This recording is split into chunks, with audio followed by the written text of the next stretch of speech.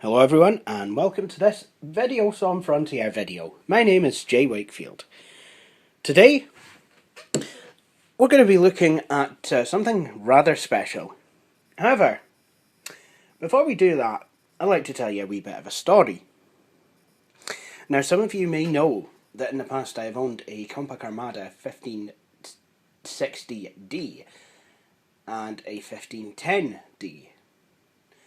Now these two machines had lots of good things going for them. You could get, on the 1560D for example, it had a 166 MHz Pentium processor, 32 megs of RAM, CD-ROM, actually no it didn't, it had 16 megs of RAM, sorry, CD-ROM drive and floppy drive in the same chassis. The 1510D didn't have that, but in the service manual there was instructions on how to remove the blanking plate where the CD-ROM drive would normally go and to actually fit a CD-ROM drive. So on the surface these machines looked pretty good, you know, quite good gaming machines. However, they had one Achilles heel. Both of them had passive matrix displays. Now for those of you who don't know what a passive matrix display is, basically it, I'm not too sure about the, technicals, passive matrix versus active matrix, but what I can tell you is this. Passive matrix displays are quite known for having washed out colours, dark blotches, and what's more important, they ghost. They ghost like nobody's business. Of course, my friends and I, Billy Corb, Road Geek, Luke Miller, LML3, John L5, the guy who I'm about to talk about, we've all made up names for these passive matrix displays. Seasick display, nausea display, and of course, drunk vision. Because that's basically what it's like. Now, John, spelled Jawhn L5, a few months ago he managed to snag himself something quite nice. It was a Compaq Armada 15 series, it was a 1598, but this was a DT, which meant it had a TFT, or active matrix display. Now this machine was top dog, let's be honest with these things. 1024 by 768 display, 233 MHz MMX processor, floppy drive, CD drive, and, well, let's be honest, it would make anyone drool. So, of course I'd been after something like this for a long time, but I couldn't find one. I did try upgrading the 1560D to an active matrix display, but the fittings were all different. Ended up damaging the passive matrix display. Either that or the display mechanism on the board. I don't know which one I damaged, but I damaged one of them. Derp. So, Christmas came, and Randy gave me some Christmas money. Randy Karsten, the Power Mac Galaxy. Very nice of him. And I wasn't able to get anything around Christmas, but on New Year's Day, I was just having a wee shop on eBay. I was in my mum's car. I was driving somewhere. We were driving somewhere, and I happened to see this. Now this is a Compaq Armada 1590 DT. A DT, which meant it had an active matrix display. So of course, I snapped it up. £30. And, well, let's have a wee look at it, shall we? So as you can see, it's got a lid, which is always a start. But let's have a look, shall we?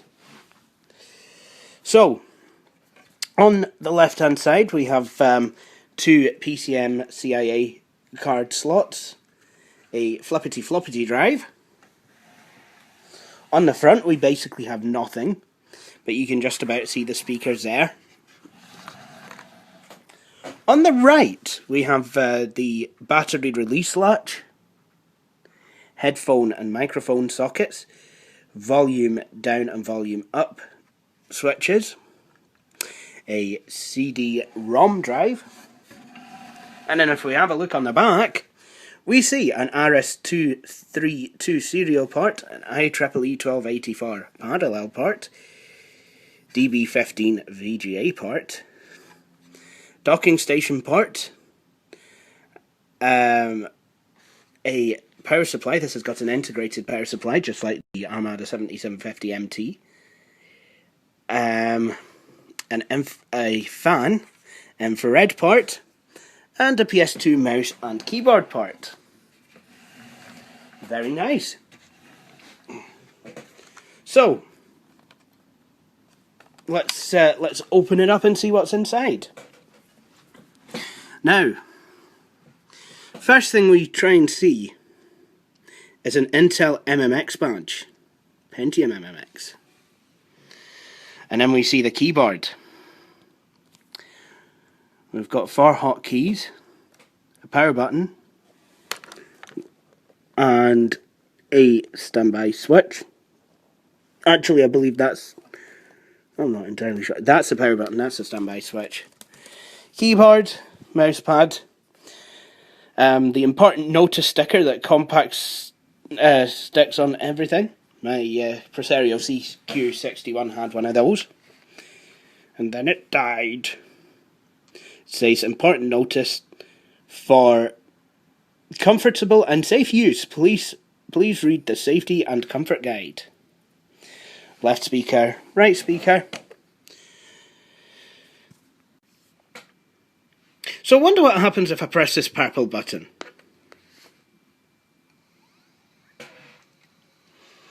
Now this had been sat for quite a while.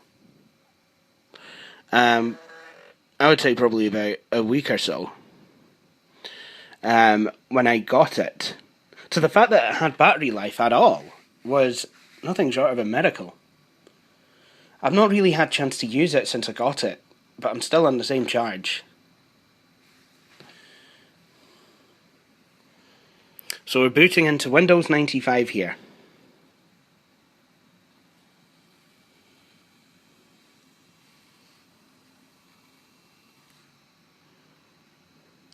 This is Windows 95B. It does look like an original Compaq installation, but what components of it are original, I just do not know. Now, I know that the person who had this laptop before me hasn't cleared their hard drive, but I'm not going to go all Bishop PCM on it. If you want to know about the evils of what can happen when not clearing your hard drive, go and talk to Brandon Bishop, because he actually knows it. I mean, okay, it may sound like I am joking, but it is a good idea. I will say this for the record, it is a very, very, very, very, very, very, very, very, very, very, oh, I think I'll go put the kettle on. Very, very, very, very good. Well, it's not even a good idea. It's essential, really, that you clear the hard drive if you can, because I mean, Brandon Bishop was right. You know, with them, I've not pried or prodded to see what data is on here, but I'm just going to say if you do leave your data on a machine, you could end up, but you may end up running the risk of giving a person who picks up the machine, you may run the risk of giving a person who picks up the machine enough information to basically ruin you. But I'm not going to be doing that. Brandon Bishop says to destroy the hard drive if you can, and that is probably a good idea. However, what I will say is this: if you do plan to sell a laptop without the hard drive, please unmount it from the caddy and then put the caddy with the laptop. If it won't go back in, if there's screws, put it in a wee plastic Ziploc or something, similar bag. Do that, because caddies for older laptops are impossible to find. I've had to actually throw out some really good working machines recently just because I could not find hard disk caddies for them, and I've got to be honest, I do not like doing that. So if you're going to sell an old laptop, make sure you put the caddy in. Now back to this machine, which did come with a hard disk and did come with a caddy. This looks like an original Compaq install. Suffice it to say, I definitely am going to reformat this, because, well, I just feel so, ironically enough, I do feel so grateful that I do have the original hard disk with this machine. I must admit, it means I don't have to go hunting round for one. But I am going to reformat. So there's a few things in here. This battery's crying out for me to charge it. And there's a few Compaq utilities. Let's see what this is. I believe this is a Compaq Gallery. Enable local alert messages. System temperature alert. ID drive alert. SCSI drive alert, which is greyed out because it's a nice SCSI drive. And memory config change alert. Now this is a business class Compaq, which is very nice.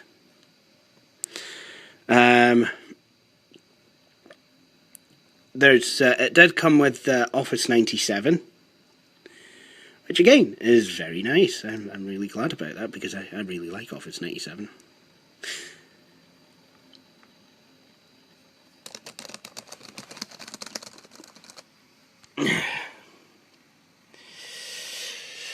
Right, okay.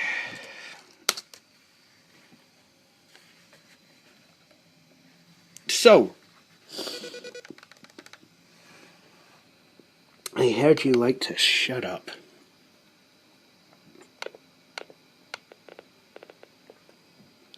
I wonder if I can do a canyon test.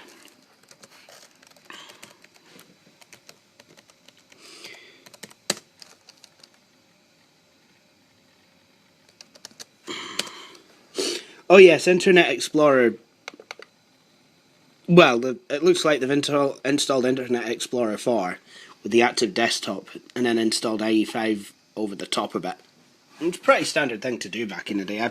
I've done that myself. In fact, I quite often do that myself on Windows 95 installs. But the way this machine is running, I don't think I'll be doing it with this one. I'll probably put IE5 on it, like I did with the 7750 MT, but I will probably do so without the active desktop. And I do like the active desktop, it has to be said. Shut up, shut up, shut up! Canyon test time.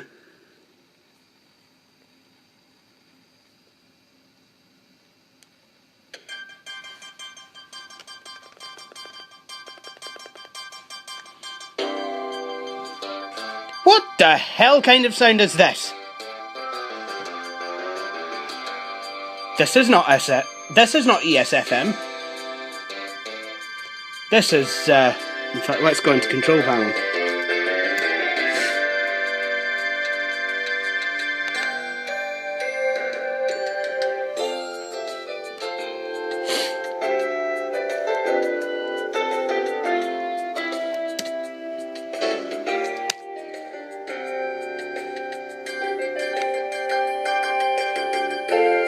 Wavestream music synthesizer, and it sounds amazing. I love ESFM, but this just sounds amazingly amazing. This machine is just fantastic, I have to be honest. It is. It really is. It's an active matrix display, and what I like about it is this one is SVGA, 800 by 600, so I can actually see the bloody thing. And the BIOS battery is still up to date. Talking of the BIOS, before I bring this video to a close, what I am going to do is I'm going to show you the Diagnostics Partition, because it is still intact. So if you've got a diagnostic partition that's intact on your Compaq, what you do is you wait for a blinking cursor to appear in the top right of the screen.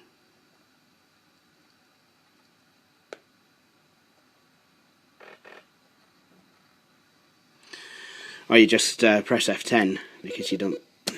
Shut up! Computer setup, the computer will restart, so what happens is the computer reboots into setup.